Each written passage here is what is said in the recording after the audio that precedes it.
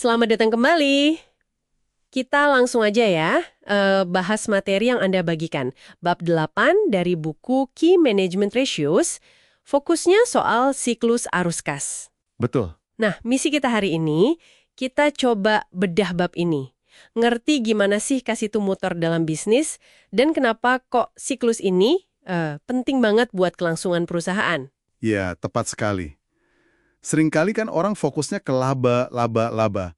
Padahal kas itu ibarat darahnya bisnis loh. Oh, gitu ya? Oksigennya gitu ya? Bisa dibilang begitu. Tanpa kas yang cukup, ya bisnis nggak bisa napas. Nggak peduli labanya di kertas segede apa. Bab 8 ini kayak ngasih kita peta buat ngelacak aliran darah ini. Oke, menarik. Mari kita bedah bareng kalau gitu. Konsep utamanya kan di bab 8 ini siklus kas atau cash cycle. Ini bukan cuma soal duit masuk, duit keluar gitu aja ya. Bukan sekedar itu.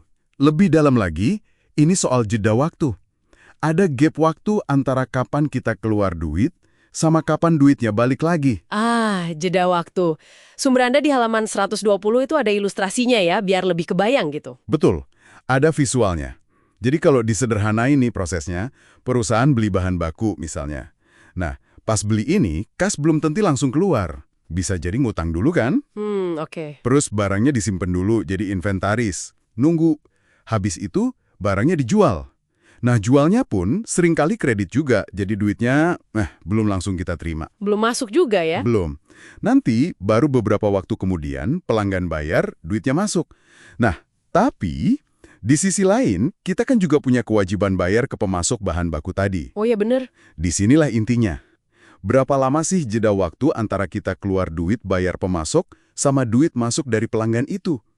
Itu pertanyaannya. Nah, di sumber Anda halaman 120 itu ada contoh angka spesifik ya, biar lebih nancep gitu. Iya, ada contohnya. Gini kan ya, barang diterima itu hari ke-0.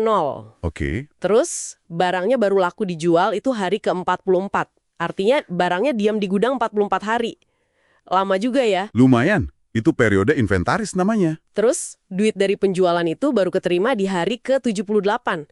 Jadi dari dijual sampai dibayar butuh 34 hari lagi buat nagih piutang. Iya, 78 dikurangi 44. Tapi, nah ini nih yang menarik. Bayar ke pemasoknya, ternyata udah dilakuin di hari ke-28. Jauh lebih cepat. Nah, ketahuan kan polanya? Dari contoh itu aja, kelihatan ada jeda waktu 50 hari penuh. 50 hari? Dari mana tuh? Dari hari ke-28 pas kita bayar pemasok, sampai hari ke-78 pas kita terima duit dari pelanggan. 78 dikurang 28, 50 hari. Wow, 50 hari. Lama juga ya? Iya. Nah, pertanyaan gedenya. Selama 50 hari itu, perusahaan pakai duit dari mana buat operasional?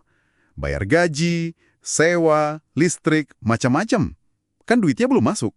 Itu dia masalahnya. Jeda 50 hari ini berarti butuh dana talangan gitu ya. Tepat. Nah, dana talangan itulah yang kita sebut modal kerja atau working capital. Oke, modal kerja. Sumber Anda di halaman 121 ngasih hitungannya juga ya. Iya, ada ilustrasinya. Kalau jeda siklus kasnya 50 hari, terus misalnya penjualan tahunannya $1 juta, itu butuh sekitar $136.000 modal kerja buat jematanin jeda 50 hari itu. Betul, hitungannya kan $1 juta dikali 50.365. Artinya apa? Semakin panjang jeda siklus kasnya, atau semakin gede penjualannya, ya semakin banyak duit kas yang harus disiapin buat modal kerja. Makin gede kebutuhannya ya. Trading, istilah baru nih. Maksudnya gimana tuh? Perusahaan dagangnya kebanyakan gitu? Bukan kebanyakan dagang sih, tapi lebih ke tumbuh terlalu cepat sampai nggak kekejar sama kasnya. Ini sering ngecoh loh. Ngecoh gimana? Jadi, di laporan laba rugi, perusahaannya kelihatan keren banget. Penjualan naik gila-gilaan, untungnya gede. Tapi, malah bisa bangkrut. Loh kok bisa? Untung gede kok bangkrut? Aneh. Justru itu jebakannya. Overtrading itu muncul karena siklus kas tadi nggak kepegang. Pertumbuhannya cepat banget, jadi butuh modal kerja makin banyak kan? Harus beli stok lebih banyak, bayar karyawan mungkin nambah, biaya naik semua. Iya ya, logis. Tapi, karena jeda siklus kasnya panjang, duit dari pelanggan belum masuk, pas tagihan-tagihan udah jatuh tempo. Akhirnya apa? Kasnya kering kerontang. Nggak ada duit buat bayar. Padahal di atas kertas labanya gede. Bahaya banget ini. Apalagi buat bisnis kecil yang lagi ngebut tumbuhnya. Wah, wah. Jadi intinya dari bab 8 ini, siklus kas itu ngasih lihat ada jeda waktu krusial antara duit keluar dan duit masuk. Ngerti berapa lama jedanya, terus mastiin ada modal kerja cukup buat nutupin jeda itu. Wah, itu kunci banget ya biar bisnis tetap jalan. Betul sekali. Ini bukan cuma soal berapa lama nyimpan barang, atau berapa lama nagih utang, tapi kombinasi keduanya.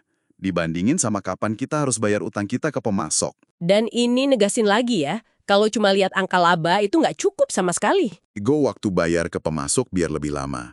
Atau ngelola stok biar nggak numpuk. Nah, itu yang nentuin likuiditas. Ujung-ujungnya, ya kelangsungan hidup perusahaan. Ini benar-benar soal ngatur aliran darah bisnis. Oke, sebagai penutup nih, kita lempar pertanyaan buat Anda yang dengerin ya.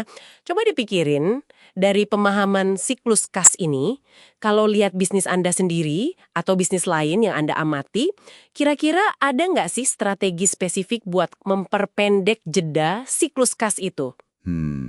Tantangan menarik tuh. Iya kan? Tapi tentu mikirin dampaknya juga, jangan sampai malah ngerusak penjualan atau hubungan baik sama pelanggan dan pemasok. Sesuatu buat direnungan lebih lanjut ya. Sampai jumpa di pembahasan kita berikutnya.